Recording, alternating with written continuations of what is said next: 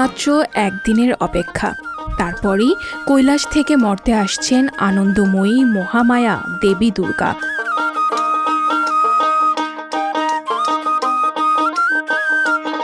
প্রকৃতিতে তার আগমনের সুর, তাই পূজাকে ঘিরে মণ্ডপে মণ্ডপে চলছে দেবী বরণের তোড়জোড়।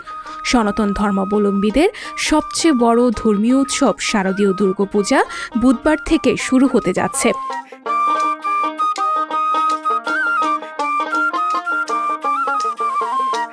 শুভ মহালয়ার দেবীর আহ্বানে শেষে এখন মণ্ডপে মণ্ডপে চলছে শেষ মুহূর্তের দেবী বরণের নানা প্রস্তুতি।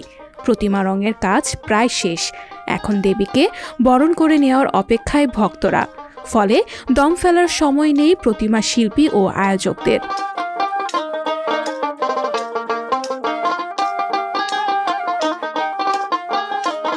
এদিকে পূজায় মন্দিরে আগত ভক্তদের নজর কাড়তে সাজসজ্জার নানা উপকরণ ব্যবহার করা হচ্ছে। বিভিন্ন মন্দিরে এখন চলছে থিম ভিত্তিক সাজসজ্জার কাজ।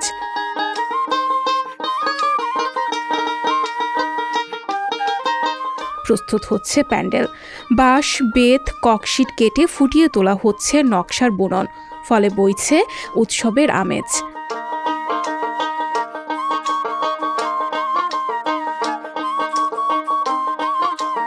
সায়ংকালে ধূপের ধোঁয়া, ঢাকঢোল, উলুধ্বনি আর কাসর মন্দিরের সঙ্গে ভক্তি মন্ত্রে মেতে উঠবে পূজার মণ্ডপ।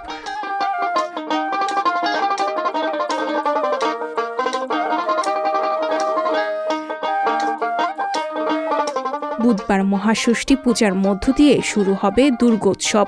এরপর মহাসপ্তমী, মহা অষ্টমী, মহানবমী ও দশমীতে 13 অক্টোবর বিসর্জনের মধ্য দিয়ে 5 দিন ব্যাপী এই উৎসবের শেষ হবে।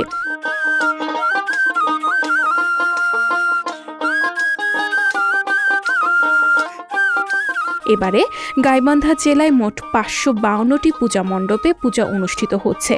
মায়ের আগমনে পরাজিত হবে সকল অশুভ শক্তির, এমনটাই প্রার্থনা ভক্তদের।